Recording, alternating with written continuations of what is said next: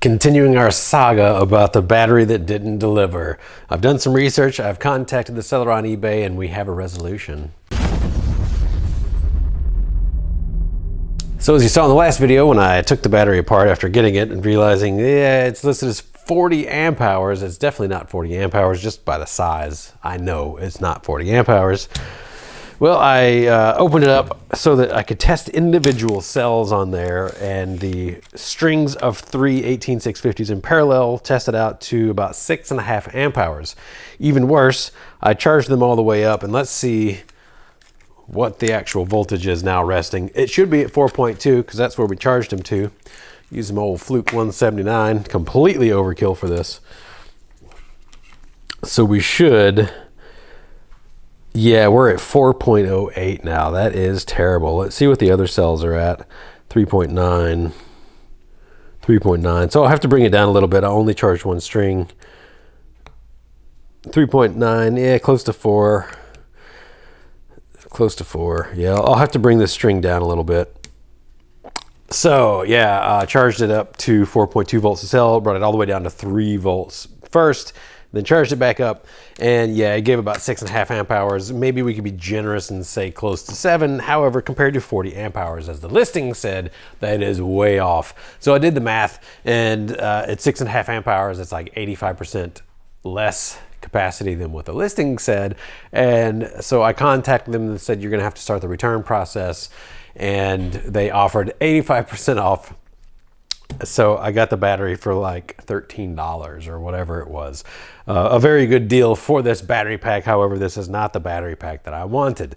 This is actually going to give less run time than the battery that's already in the Power Wheels Jeep for my daughter, and I wanted more run time. So I don't know what I'm going to use it for. These cells, only 3 of them, it's really not going to give very much amperage. So maybe I can figure out a crawler or something that needs a... It's only 6.5 amp hours though. I mean, compared to a lithium polymer, I'll just grab one off camera here. If we doubled this up, it's gonna be almost the same amount of runtime, and how much smaller? Quite a bit smaller and lighter. So, you know, you win some, you lose some. So how I actually tested the capacity is I used this old Chargery 680B Plus. I got some alligator clips instead of the Dean's plugs, and I just got on one string of cells. I discharged it all the way, so it was at 4 volts a cell, and it went down to 3 volts a cell, and that was unfortunately only like, it was like 4 amp hours there. And then I recharged it back up, and that gave me 6.5 amp hours. So yeah, and since they're sitting at 4.1, 4.08, let's retest again, I forget. Yeah, 4.08. They don't even hold a full charge. So these are all B grade cells or C grade cells. It is what it is. You buy a cheap pack, you get a cheap pack. Unfortunately, this one happened to be very cheap and not lithium polymer pouches like I was hoping for. And they're just 18650s in parallel. 3 of them in parallel, and 1, 2, 3, 4, 5, 6, 7 of them in series.